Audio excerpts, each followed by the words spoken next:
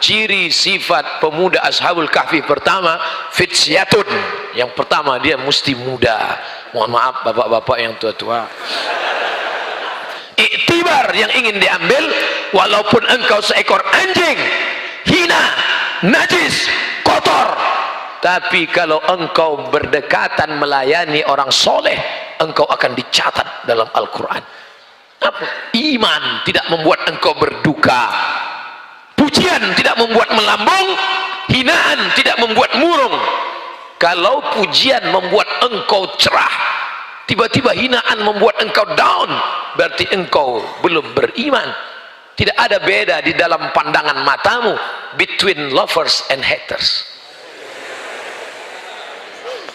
Ini baru update status sekali, langsung cari berapa like-nya, yang gini berapa, yang gini berapa. Tidak usah pedulikan itu, karena engkau beramal bismillahi tawakkaltu ala Allah la haula wala quwata illa billah. Ciri sifat pemuda Ashabul Kahfi pertama, fitsyatun. Yang pertama, dia mesti muda. Mohon maaf bapak-bapak yang tua-tua, kalau mau pulang, pulang aja lah. Jangan. Walaupun bapak sudah tua, tentu bapak punya anak muda.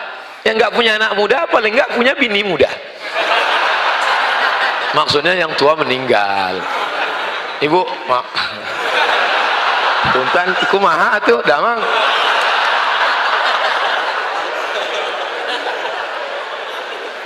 Sebetulnya yang muda itu bukan fisiknya. Yang muda itu adalah semangatnya. Sumpah Pemuda, coba teliti siapa yang hadir Sumpah Pemuda itu. Apakah yang hadir anak muda semua? Tidak.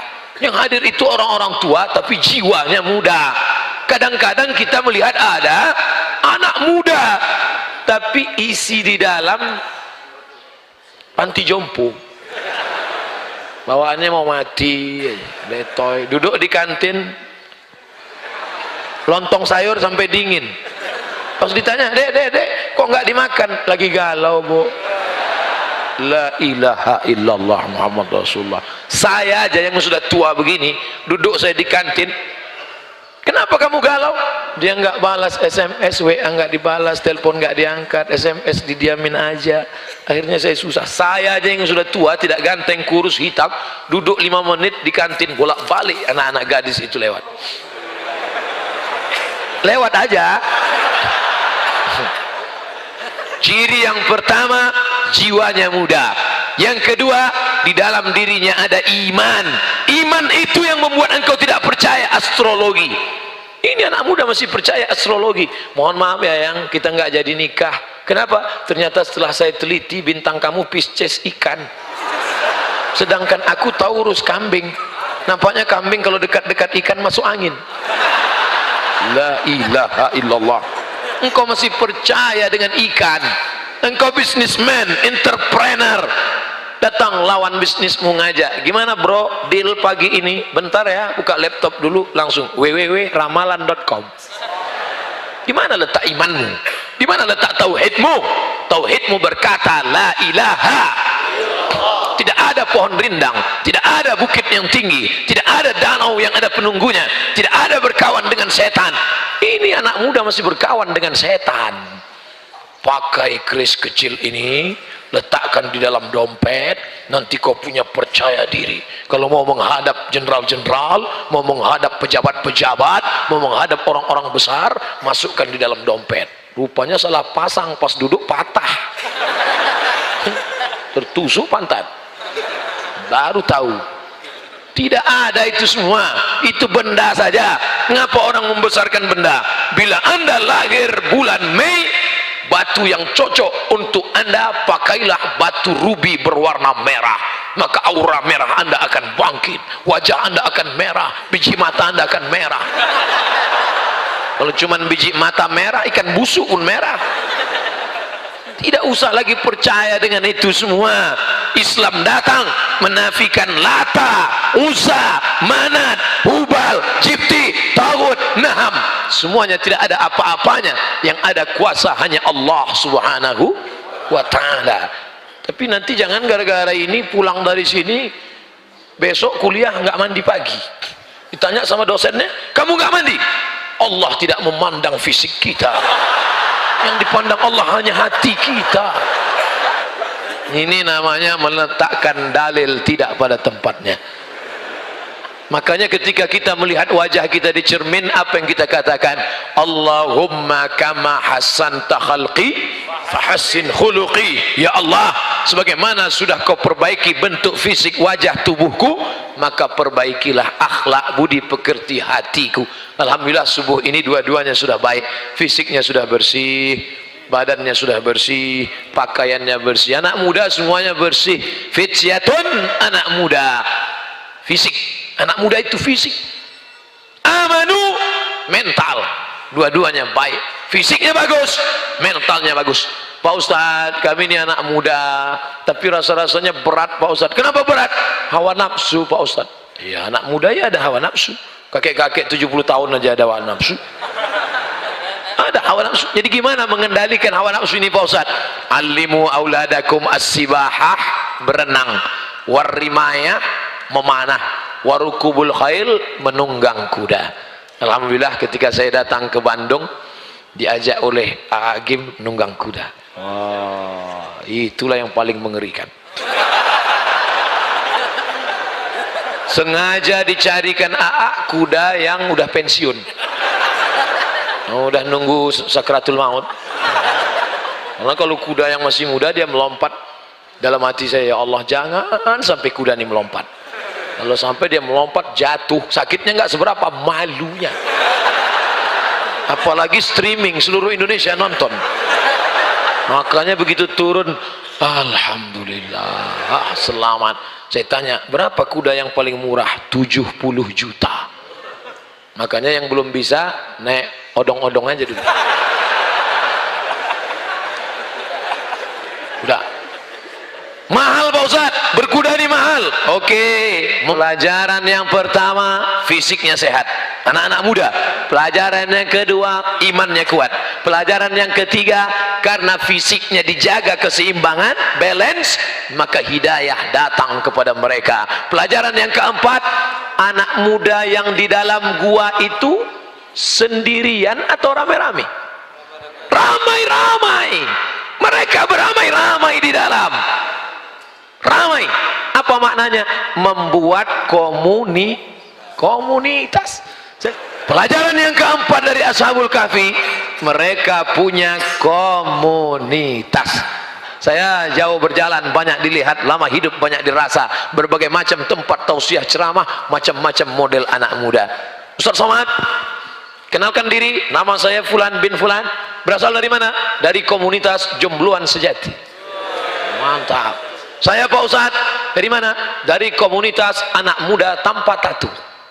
Mantap. Kamu anak muda pernah bertatu dan kembali ke jalan yang benar. Mantap. Saya sedang makan mie Aceh, tiba-tiba datang anak muda, tegap, kekar, perkasa. Saya sudah agak-agak ngeri juga ngeliat dia. Tapi karena saya Ustadz, tidak saya tunjukkan ngeri saya. Pura-pura aja nggak ada kejadian. Ustadz Somad, ya, tidak ada yang berani melarang saya. Semua yang mau saya buat saya lakukan. Bapak saya, emak saya, paman saya, nggak ada yang berani negur saya. Sampai akhirnya suatu hari saya melihat ada yang mengirim video. Saya tonton dia, suaranya menggelegar. Apa kata dia? Man taraka sholata muta'ammidan. Siapa yang meninggalkan sholat secara sengaja, neraka jahanam tempatnya. Saya sudah lama nggak sholat. Nampaknya dia sedang nyindir saya. Saya tanya, video siapa? Engkaulah orangnya Ustaz. Dan hari ini Ustaz, saya sudah lama ingin jumpa dengan engkau Ustaz. Dipeluknya saya, dia tegap, hampir remuk tulang saya.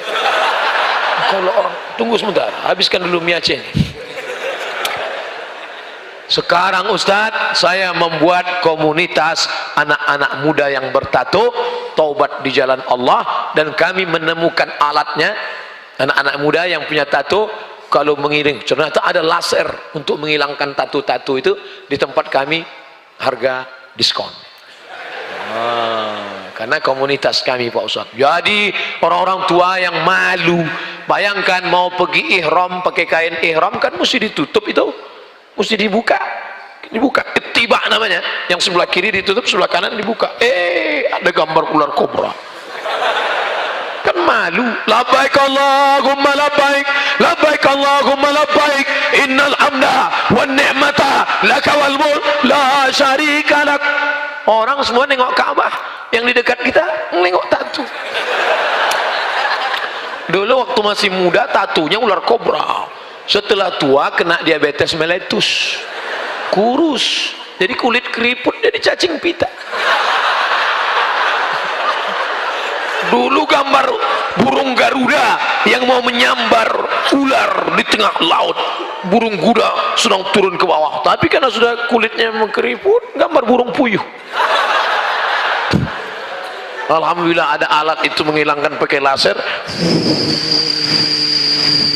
bersih Pak Ustadz. Buat komunitas. Nah, kalian buat komunitas apa? Nanti kami bulan Desember insya Allah di Riau, komunitas anak-anak muda motor. Terserah mau pakai motor apa, mau Vespa, mau Harley Davidson, mau CB 100, mau Cup 70, yang penting hidup. Kerjasama dengan Bapak Kapolda, Bapak Kapolres, kepolisian akan dibimbing. Di depan ada. Dulu itu kan kalau bunyi biasanya ada orang mati. Sekarang Masya Allah, begitu bunyi di belakang ada Ustadz. Ustadz sekarang sudah dimuliakan. Siapa yang berani mengganggu Ustadz kalau ada mobil itu di depan? Macet-macet, semua ketakutan semua. Yang lain lambat datang, Ustadz cepat. Takut semua lewat. Dalam hati mereka nyumpah, apa Ustadz nih? Buat susah aja gitu. Pasti buka kaca, Ustadz. Gitu. Tapi yang dimuliakan Allah Subhanahu wa taala. Nih, nah, belajar dari Ashabul Kahfi, fisiknya sehat, imannya kuat, hidayah bertambah, ada komunitas. Yang kelima, wa kalbuhum basitu yadaihi, ada seekor anjing yang menjulurkan tangannya. Anjing kalau duduk tangannya, nggak ada anjing begini kan. Anjing menjulurkan tangan. Ini informasi tidak penting. Al-Quran yang mestinya menyebutkan info tentang penting-penting saja. Untuk apa Quran cerita ada anjing tidur bersama Ashabul Kahfi? Untuk apa cerita anjing di sana? Ternyata di balik itu ada cerita. Apa maknanya? Menjadi seekor anjing pun kalau engkau dekat dengan orang soleh, engkau akan disebutkan dalam sejarah. Tapi jangan gara-gara ini pulang terus beli anjing. Semua anak muda Ustadz di Bandung sejak Ustadz ceramah kemarin semuanya punya anjing. Gara-gara apa? Gara-gara Ustadz ceramah tentang Ashabul Kahfi. Itu bukan salah saya, salah yang buat tema. Kenapa kau beli anjing? Ashabul Kahfi punya seekor anjing, maka aku pun punya. Ini ceritanya bukan itu. Pertama, cerita ini tentang umat sebelum Nabi Muhammad sallallahu alaihi wasallam.